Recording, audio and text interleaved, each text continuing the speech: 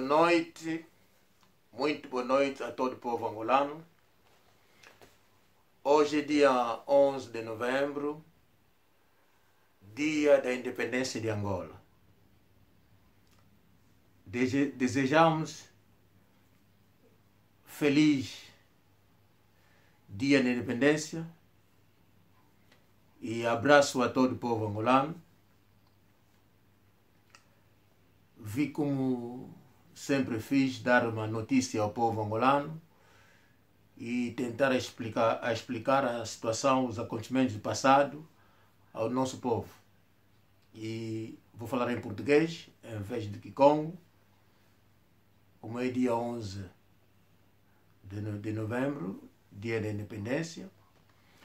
Hoje gostaria até de seguir a intervenção do velho Lopo de Nascimento. Velho, muito obrigado, agradecemos imenso. Contaste um pouco o passado para a nova geração, que eles possam entender o que aconteceu até a independência de Angola. Velho, agradecemos imenso. Gostei a parte que o velho contou de Zairense como pessoa, a história do macaco, fiquei até ali. E os que chamam de bacongos zairenses, acho que entende a palavra, ou aquilo que o anedoto velho deu, a explicação como que o MPLA utilizou aquilo contra a gente da FNLA. Acho que se não tivesse zairense por atrás da tropa da FNLA, talvez aquilo de zairense como pessoa, talvez seria uma outra nacionalidade. Mas como foi zairense, então zairense come pessoas. Não disseram que Bakongo come pessoas. Yeah. Então Bakongo são de Angola. O velho agradece imenso. Para os que insultam Bakongo, que não sabia, ouviram a pequena história do nosso velho Lopo de Nascimento que esteve naquela época. E a outra coisa que eu também gostaria de contar hoje ao povo angolano, hoje é dia de independência, mas também não esqueça, muitos saíram de Angola na altura. Muitos do sul foram parar na Zâmbia. Ainda não tenho informação. Quando receber a informação como que são do sul sair de Angola para ir parar na Zâmbia, também vou dizer isso ao nosso povo, porque chegou agora o momento de esclarecer a situação de Angola, como que alguns foram parar fora de Angola. Os bacongos, você sabe que havia o Reino do Congo. O Reino do Congo era grande, começou no Banza Congo, onde veio a história do Kipanvita.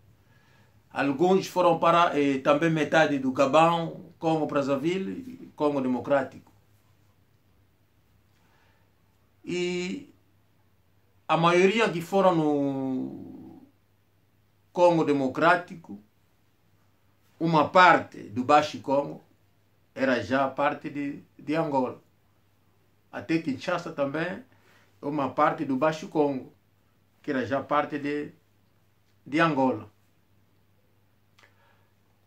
Os bacongos, muitos, lá para 58, 59, 60, saíram. Como já tinha dito, havia já pessoas naquelas áreas, como era o Reino do Congo, já viviam naquelas áreas, como faziam, cultivavam, a cultivação na altura, fazia plantação, não sei o quê, naquelas áreas na altura, e eles já encontravam-se naquelas áreas.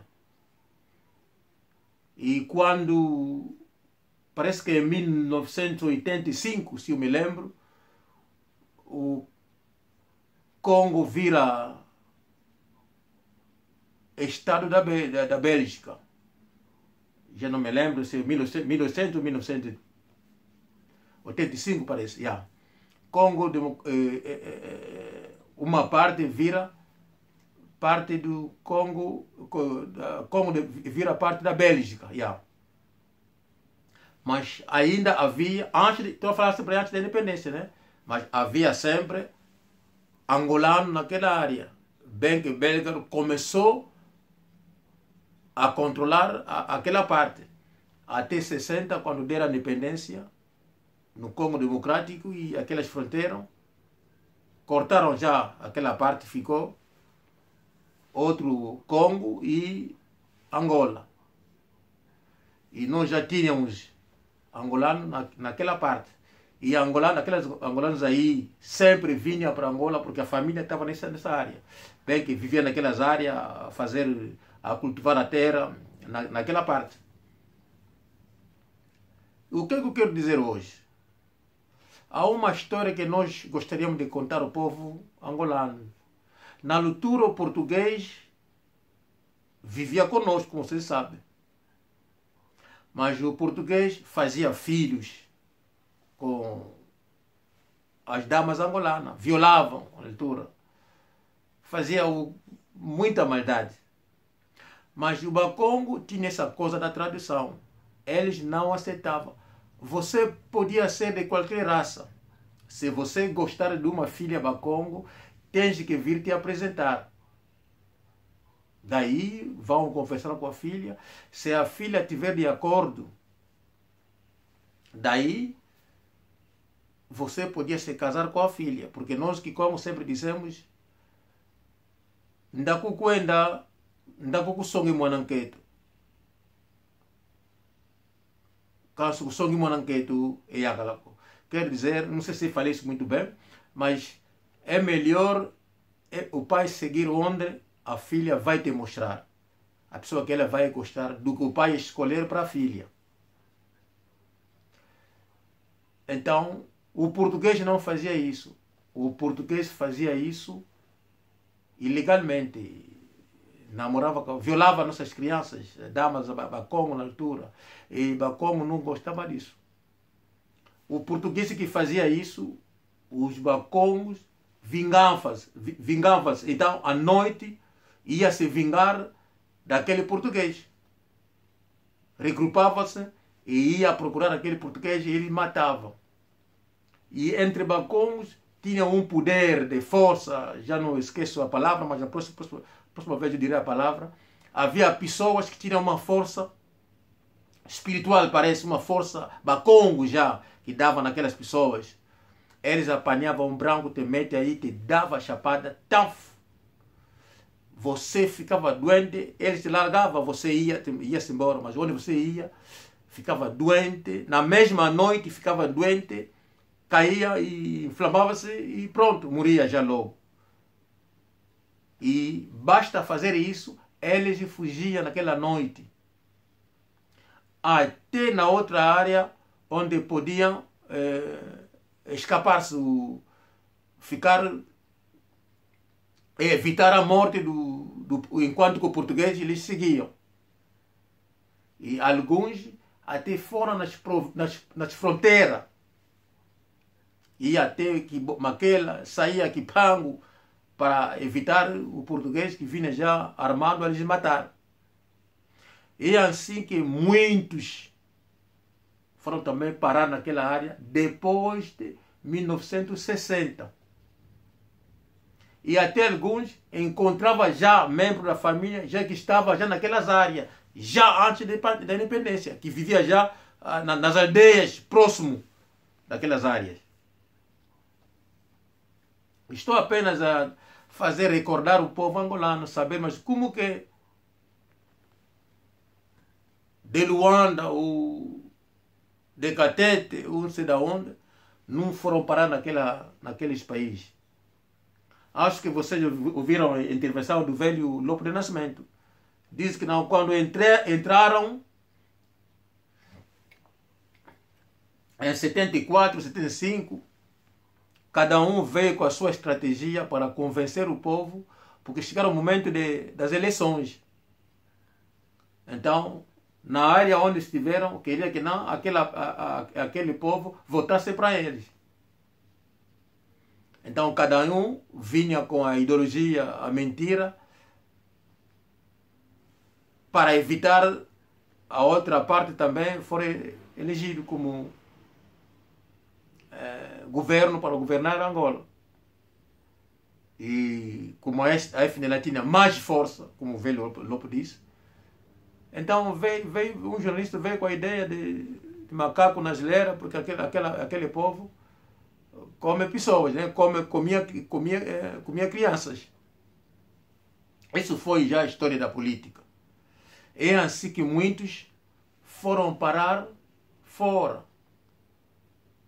A maioria que ficaram refugiados foram depois de 59 e 60.